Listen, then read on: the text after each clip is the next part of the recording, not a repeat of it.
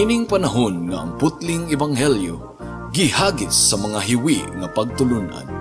Kinahanglan mo barug ang mga tinunan ni Kristo sa pagpakigbisog sa paglaban sa pagtuo, nga magkausa ug alang sa tanang panahong gihatag sa Dios ngadto sa iyang katawan. Maoy hinungdan nga namugna kining tulumanon ang putling ebanghelyo.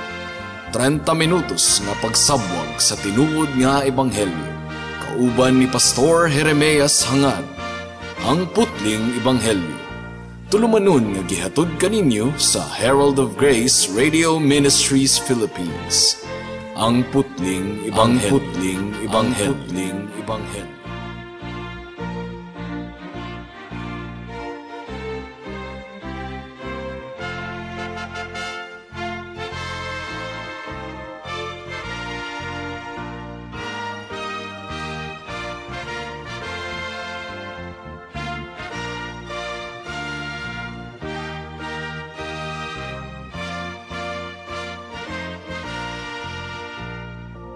Special greetings sa tanang mga regular nga tigpaminaw sa atong panagsibya dinhi sa kahanginan ug espesyal usab nga pagpanimbaya sa akong 95 years old nga lolo nga si Isabelo Laure Sr. nga naminaw karon.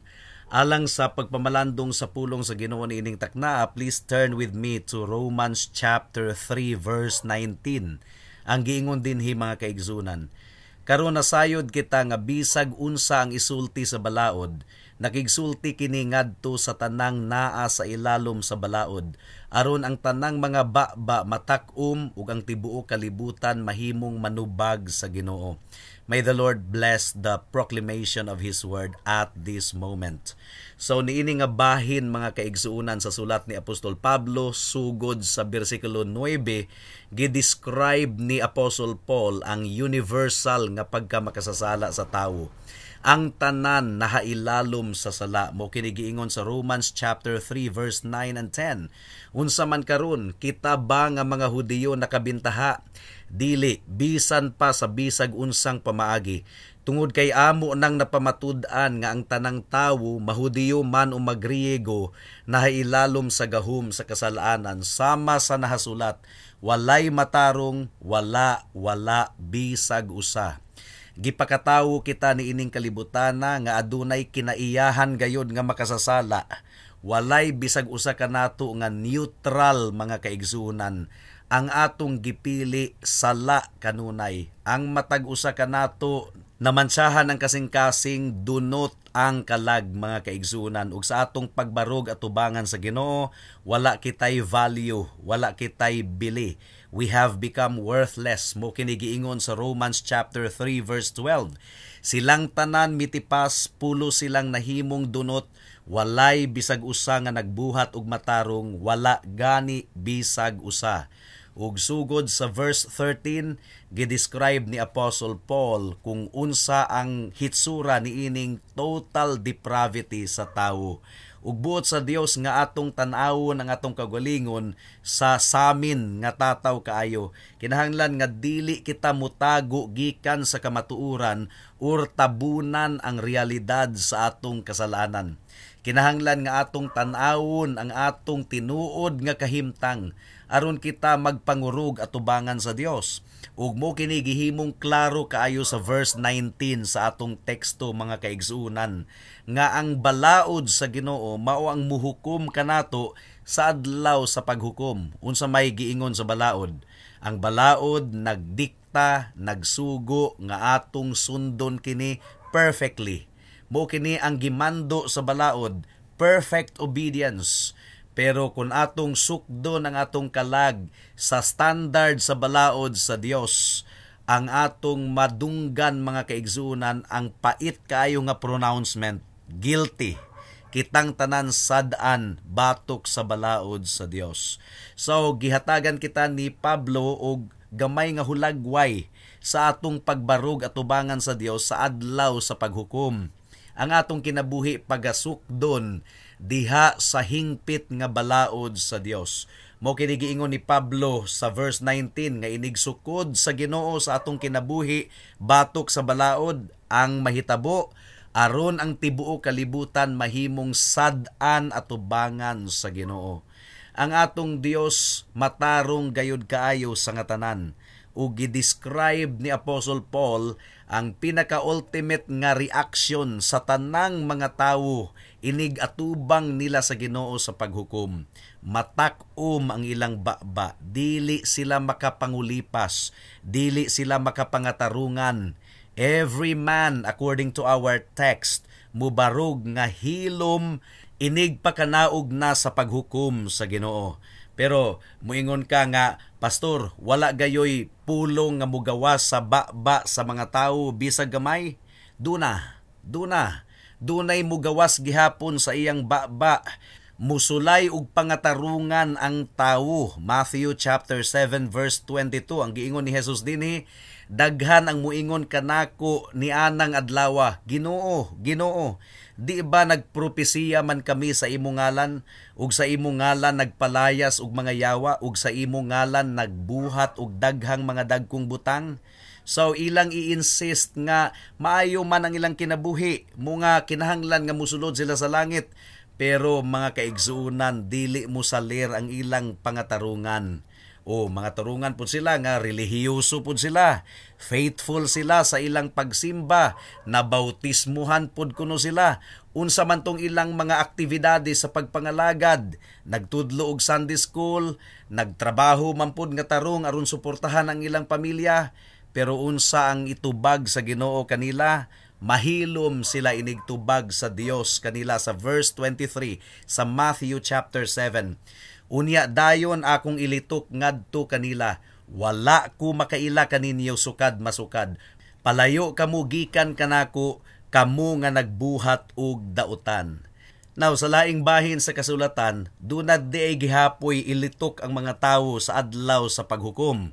Ang giingon sa Philippians chapter 2 verse 9 to 11, ang giingon dinhi, mao nga gibayaw usab siya og duro sa Ginoo, ug gihatagan siya og ngalan nga labaw kay sa tanang ngalan, aron nga sa ngalan ni Jesus ang matag tuhod mangluhod sa mga anaa sa langit, sa mga anaa sa yuta, ug sa mga anaa sa ilalom sa yuta, ug nga ang matag dila musugid nga si Hesukristo Dios, alang sa kahimayaan sa Dios Amahan. So sa atong pagbarog at tubangan ni Kristo ni anang adlawa, bisan pa ang mga makasasala nga hinukman, mapugos sila sa pagluhod at tubangan ni Kristo ug ilang ilhon nga si Kristo Dios. Ang ilang mga dila mapugos ug sugid nga si Kristo Dios ug Hari. Ug mausab kini ang gisulti ni Pablo sa Romans chapter 14 verse 11 to 12. Ang giingon dinhi, tungod kay nahasulat kini, sanglit ako buhi, nag-ingon ang Dios, ang matagtuhod muluhod nga ri kanako, ug ang matagdila musugid ngadto sa Ginoo. Mao nga unya ang matag usa kanato manubag sa iyang kaugalingon sa Ginoo. So sa pagbarog sa mga makasasala at tubangan ni Kristo aron manubag sa adlaw sa paghukom, wala sila ikapangatarungan, mubarog sila nga hinukman ug mapugos sila og sugid nga si Kristo Dios ug Hari. Ilang makita nga ang tanang kagahom anaa kang Kristo, ug ilang makita mga kaigsuonan finally nga ang ilang gisalikway ug gibalibaran mao di ay ang Dios ug Hari nga pinakataas sa tanan, ug mapugos siya sa pagluhod at tubangan ni Kristo ug musugid nga ikaw Kristo Dios. Well, aduna pay tingog nga madunggan gihapon gikan sa mga makasasala sa adlaw sa paghukom. Unsa man kini? Matthew chapter 25 verse 30 ang giingon dinhi, ug itambog ninyo ang walay pulos nga ulipon ngadto sa kangitngit sa gawas. Didto adunay pagbakho ug pagkagot sa mga ngipon. So makabati kita og mga pagbakho ug pagkagot sa mga ngipon.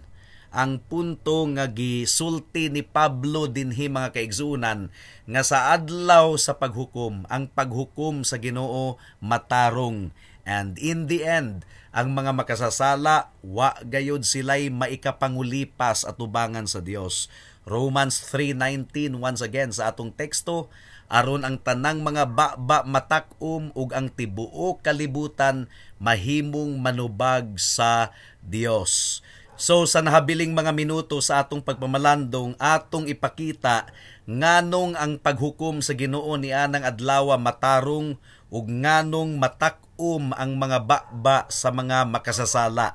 Unang katarungan mga kaigsunan. Kini gumikan kay ang Ginoo nagpakita gihapon sa iyang pagkamaayo bisan pa ngadto sa mga makasasala. Natilawan gihapon nila ang grasya sa Ginoo sa matag adlaw. So sa adlaw sa paghukom, ang tanang mga tawo mubarog at tubangan sa Ginoo uban sa iyang tibuok himaya ug makita sa tanang mga katawhan nga ang Dios mao ang magbubuhat ug naghatag og kinabuhi. Ang tanan natong kinabuhi ug ginhawa gikan sa Dios. Iya kitang giatiman, iya kitang gipreserve sa atong pagkatulog sa kagabhion, pero unsa may atong gibuhat sa atong pagmata, nagpadayon gihapon kita sa atong makasasala nga lakang. So sa adlaw sa paghukom atong makita nga ang tanang mga maayong butang nga atong na-enjoy sa atong kinabuhi gikan sa Dios, apan kita mibalibad kaniya. Ang mga makasasala ilang gibugal-bugalan o gikaminusan ang mga gasa sa Ginoo. Wa gani nagpakita og utang kabubuton sa Dios. Mao nga ang makasasala wala gayoy malitok sa adlaw sa paghukom. Matak-om ang iyang baba, makita niya nga siya dautan kaayo. Psalm chapter 53 verse 1 ang giingon dinhi. Ang buang-buang miingon sa iyang kasing-kasing, walay Dios, dautan sila og nagbuhat og dulumtanan nga sala, walay nagbuhat og maayo. So, matarong gayud kaayo ang pagkondenar sa Ginoo batok sa mga makasasala sa adlaw sa paghukom because of their unbelief. Mao kini gisulti ni Pablo sa chapter 2. Ang mga tawo nga ilang gikaminusan ang pagkamaayo sa Ginoo, Romans chapter 2 verse 4 to 5.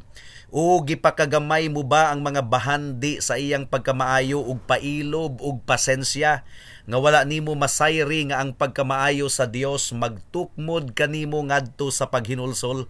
Apan sumala sa imong kagahi ug kasing-kasing nga dili mahinulsulon, nagtigom ikaw alang sa imong kaugalingon ug tunglo batok sa adlaw sa kapungot ug pagpadayag sa matarong nga paghukom sa Ginoo. So mo kadto ang unang katarungan. Ikaduhang katarungan, tungod kay gipadala sa Dios ang iyang bugto nga anak nga si Hesukristo aron magantos ug mamatay alang sa mga makasasala, and yet gisalikway gihapon siya sa mga katawhan. Kung dili nato tagdon ang atong Ginoong Hesukristo, wala na gayud kitay lusot mga kaigsuunan. Gumikan kay si Kristo, iyang gisakripisyo ang iyang kaugalingon alang sa kaluwasan sa mga makasasala, apan nagdumili gihapon ang mga tawo sa paghinulsol sa ilang sala ug sa pagsalig kang Kristo. Hebrews chapter 10 verse 29 to 31 ang giingon dinhi. Sa hunahuna nimo, unsa na lang kamas bugat ang silot nga takos alang kaniya nga miyatak sa anak sa Dios ug miisip ingon nga hugaw ang dugo sa kasabutan nga pinaagi niini siya gihinluan ug miinsulto sa espiritu sa grasya. Tungod kay nakaila kita kaniya nga miingon, ang panimalos akoa, mubayad ako, ug usab ang Dios muhukom sa iyang katawhan, makalilisang kini nga butang ang mahulog sa mga kamot sa buhi nga Dios. So gitanyag na sa Dios ang iyang bugtong anak nga si Hesukristo, pero kinsa man ang gipili sa mga tawo, si Satanas. Gipadala na sa Ginoo ang iyang mga paghangyo, pag-awhag pinaagi sa ebanghelyo, apan gibalibaran sa mga katawhan ang mensahe sa ebanghelyo. Proverbs chapter 1 verse 24 hangtod sa 26 ang giingon dinhi. Tungod kay mitawag ako ug mibalibad kamo, giinat ko ang akong kamot ug walay tawo nga mitagad, apan gibaliwala ninyo ang tanan kong tambag ug wala ninyo batuni ang akong pagbadlong. Ako usab mo katawa sa inyong katalagman ug mo biay-biay kung ang kalisang moabot. So ang Ginoo miingon nga ngari kamo kanako, dali kamo ngari kanako, pero ang tubag sa mga makasasala, no, dili kami muduol kanimo. So di ba makatarunganon lamang gayod kung ang makasasala maalaot sa adlaw sa paghukom. Unsa may itubag sa mga makasasala sa adlaw sa paghukom, mahilom gayod siya mga kahigalaan, matak-om gayod ang iyang baba. Mo kini giingon sa atong teksto, ug dautan gayod kaayo ang pagpatay sa anak sa Dios. Actually, kitang tanan nakaparticipate sa kamatayon ni Kristo. Gumikan kay ang atong sala mao ang hinungdan nganong si Kristo gilansang didto sa cross sa Kalbaryo. Ang giingon sa Isaiah chapter 53 verse 3, gitamay siya og gisalikway sa mga tawo, usa ka tawo nga puno sa kasub-anan ug anad sa kaguol, ug among gitago ang among mga dagway gikan kaniya. Gitamay siya ug wala namo siya gibayaw. Gidescribe ni Esteban ang pagkadautan sa pagsalikway sa balaan nga Kristo, ang anak sa Dios. Acts chapter 7 verse 13 hangtod sa 15. Ang giingon dinhi, ang Dios ni Abraham ug ni Isaac ug ni Jacob, ang Dios sa atong mga amahan, mihimaya sa iyang anak nga si Jesus, nga inyong gitugyan o gisalikway ninyo siya at tubangan ni Pilato, ni adtong buot diyang buhian siya, apan gisalikway ninyo ang bugtong balaan ug matarong, o gitinguha ninyo ang usa ka kriminal nga ihatag kaninyo, o gipatay ninyo ang prinsipe sa kinabuhi nga gibanhaw sa Dios gikan sa mga patay, ug niini kami mga saksi. So unsa may atong itubag sa Ginoo? Duna pa ba kitay mahimo except nga atong iduko ang atong ulo ug matak-om ang atong baba? Unsa may imong gibuhat sa atong Ginoong Hesukristo higala? Nagpasakop ba ikaw sa iyang pagka-Dios? Aduna kabay willingness nga muantos sa bisag unsang mga butang aron lamang musunod sa atong Ginoong Hesukristo? Nakita mo ba ang kahimayaan sa atong Ginoong Hesukristo? Imo ba siyang gihigugma or imo siyang gisalikway hangtod karon? Sa adlaw sa paghukom, wala ikay maipangatarungan at tubangan sa Dios. Ikatulo nga rason, gumikan kay ang Dios balaan ug ang tanang sala dili gayud makabarog sa iyang atubangan. Basin og nangutana mo kung pila ka sala ang makapaimpirno sa tawo, ang Biblia tataw kaayong nagaingon nga bisag usara ka sala maimpirno na gayud kita, mga kaigsunan.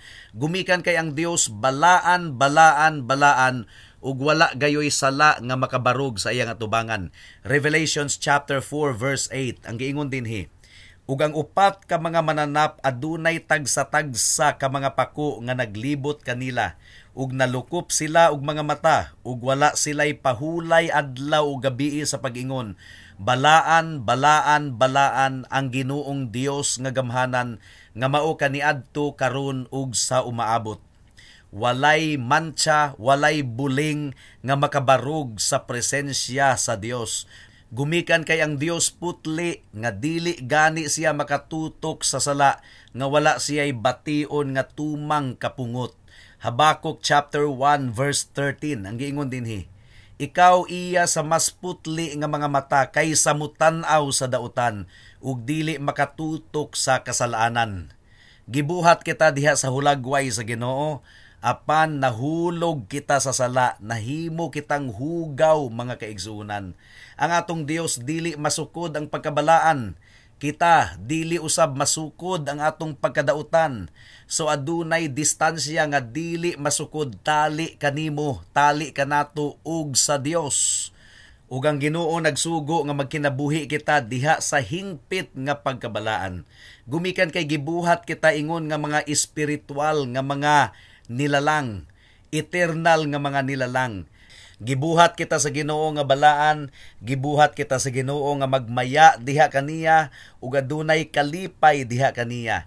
Gibuhat kita sa Ginoo aron mahimong salamin sa iyang kahimayaan ug nahigugma gayod ang Dios sa tanang mga muliwat kaniya ug magkinabuhi sumala sa iyang balaod, ug nagdumot ang Ginoo sa tanang mga musupak sa iyang mga lagda ug mga balaod. Psalm chapter 5 verse 5 ang giingon dinhi, Ang buang-buang dili makabarog sa imong pananaw ug gidumtan mo ang tanang nagbuhat og sala. Proverbs chapter 3 verse 32. Tungod kay ang hiwi nga tawo dulumtanan sa Ginoo. Proverbs chapter 15 verse 26. Ang mga hunahuna sa dautan dulumtanan sa Ginoo. So gisugo kita sa Ginoo sa 1 Peter chapter 1 verse 16. Pagbalaan kamo tungod kay ako balaan. Mao nga sa adlaw sa paghukom. Sukdon kita sa Ginoo sumala sa perfect nga standard sa Ginoo sa iyang balaod ug kitang tanan dili gayud makapasar. Roma kapitulo 3 bersikulo 23 ang giingon dinhi. Kay ang tanan nakasala ug wala makakabot sa himaya sa Dios. Ug sa adlaw sa paghukom daghan dayon kaayong mga tarungan, mga kaigsuunan. Moingon nga, Ginoo, tan-awa pod ang mga maayong butang nga akong nahimo. Go ahead, i-examine ako, Ginoo. Daghan kayo kong mga maayong butang nga nabuhat alang kanimo. Ug ang hustisya akong gibuhat dinhi sa kalibutan. Pero mga kahigalaan, bagsak kita. Gumikan kay ang atong pagkamatarong hugaw nga panapton lamang atubangan sa Dios. Adunay mantsa sa sala ang atong mga maayong buhat niining kalibutana. Ang hustisya ipahamtang sa Ginoo sa adlaw sa paghukom. Psalm chapter 24 verse 3 and 4 ang giingon dinhi. Kinsa ang musaka sa bungtod sa Dios o kinsa ang mubarog sa iyang balaan nga dapit?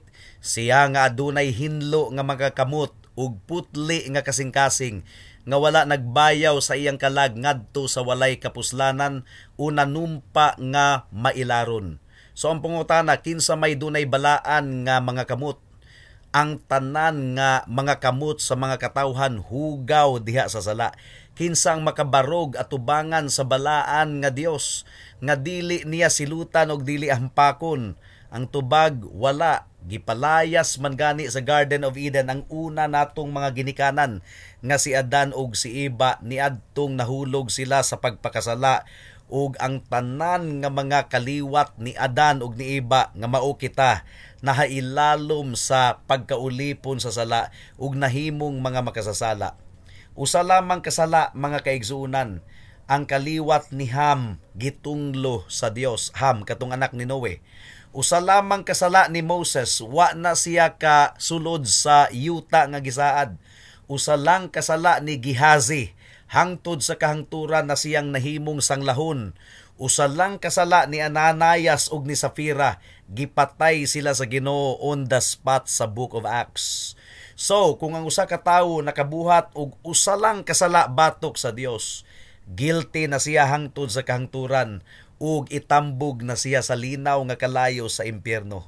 So, kung ikaw nakasala higala, insakto gayod kaayo ang paghukom sa Dios, gumikan kay balaan ang Dios ug wala gayoy sala nga makabarog sa iyang atubangan.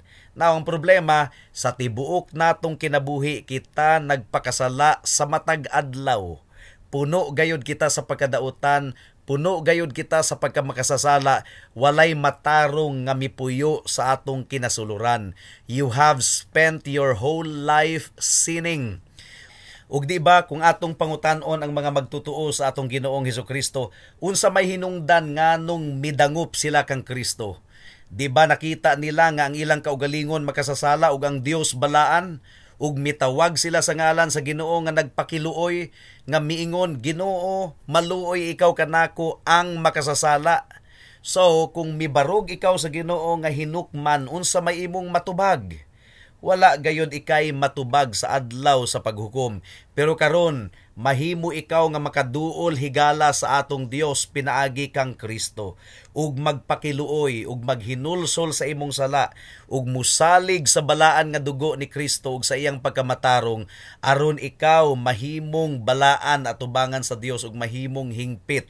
Libre kini sa pagkakaron, pero sa adlaw sa paghukom wala na gayoy tsansa, mahilom na ang tanang mga baba matakom, gumikan kay muhukom na gayod ang Ginoo ni anang adlaw ug dili na mabakwi pa ang iyang paghukom. Ang Ginoo dili gayod mabayran og suhol mga kaigsuunan. maningil gayud ang Ginoo, pinikito ang iyang pagpaningil. Exodus chapter 21 verse 24 to 25 ang giingon dinhi, mata alang sa mata, ngipon alang sa ngipon, kamot alang sa kamot, tiil alang sa tiil, pagsunog alang sa pagsunog, samad alang sa samad, latigo alang sa latigo. So, if we are under infinite obligation, dili masukod nga obligasyon nga higugmaon ang Dios ug sundon ang Ginoo, gumikan kay ato kining gisupak, dili usab masukod ang silot nga atong matagamtaman kung dili kita maghinulsol ug mudangop kang Kristo alang sa atong kaluwasan. So, usbon ko, kung nakasala ikaw batok sa Dios, bisag usa lang kasala, it is already infinite crime. Usa na kana ka krimen nga dili gayud masukod. So unsa may imong ikapangulipas higala, wala na gyud kay masulti. Romans chapter 3 verse 19 once again sa atong teksto, karon nasayod kita nga bisag unsa ang isulti sa balaod, nakigsulti kini ngadto sa tanang naa sa ilalom sa balaod, aron ang tanang mga baba matak-om ug ang tibuok kalibutan mahimong manubag sa Ginoo. So matarong gayud ang Ginoo diha sa iyang mga paghukom. Ang tibuok natong kinabuhi napuno sa sala mga kahigalaan, mao nga ang paghukom sa Ginoo makalilisang gayud kaayo sa adlaw sa paghukom.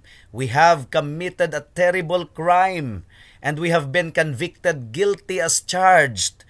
Hinukman ang tanang mga tawo nga moatubang sa Dios nga wa nila mabatuni ang libre nga kaluwasan gikan sa atong Ginoong Hesukristo. So unsa may atong buhaton? Kinsa may maluwas higala? Tungod kay wala man kitay pagkamatarong atubangan sa Ginoo nga makapasar sa standard sa Ginoo, gikinahanglan nato ang pagkamatarong sa usa ka Dios nga nahimong tawo nga wala mawala ang iyang pagka-Dios, ang atong Ginoong Hesukristo. Wala gayud kitay pagkamatarong. We need the righteousness of Jesus Christ. Ang problema, kasagara nga mga tawo dili gayud moduol kang Kristo. Wa gayud nila makita nga ang dugo ni Kristo igo na nga bayad sa tanang silot sa atong sala, ug ang iyang pagkamatarong igo na nga isulob kanato aron kita madawat sa Ginoo. Ang tawo nagsalig gihapon sa iyang kaugalingon, hambog kayo sa nga tanan, ug kung dili man nagpadayon gihapon siya sa pagpakasala. Kinahanglan nga maghinulsol kita sa atong sala. Kinahanglan nga talikdan nato ang atong sala ug dumtan nato ang sala. Ug kinahanglan nga musalig kita kang Kristo lamang alang sa atong kaluwasan. Ug kung ang Ginoo takos nga higugmaon gayud nato sa tibuok natong kasing-kasing, ug kung dili nato siya higugmaon sa tibuok natong kasing-kasing, usa kini kadako kayong sala nga dili gayud masukod mga kaigsunan, kinahanglan nga atong itugyan ang atong kaugalingon sa grasya sa atong Ginoong Hesukristo, gumikan kay bagsak kitang tanan. Again, bagsak kitang tanan. Dili gayud makapasar ang atong pagkamatarong atubangan sa Dios. Kay nganuman, kay ang tanan nakasala ug nakabsan sa himaya sa Dios. Romans chapter 3 verse 23. Kinsa lang man ang nakapasar sa himaya sa Dios, sa pagkamatarong sa Dios, si Hesukristo nga representante sa tanang mga makasasala nga mituog misalig kaniya.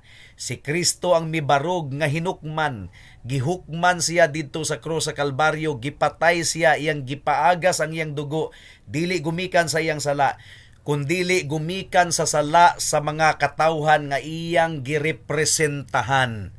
Higala, dangop kang Kristo. Pag hinulsol sa imong sala, tuuhi og saligi nga igo na ang kamatayon ni Kristo dito sa krus sa Kalbaryo. Igo na ang iyang dugo, igo na ang iyang pagkamatarong.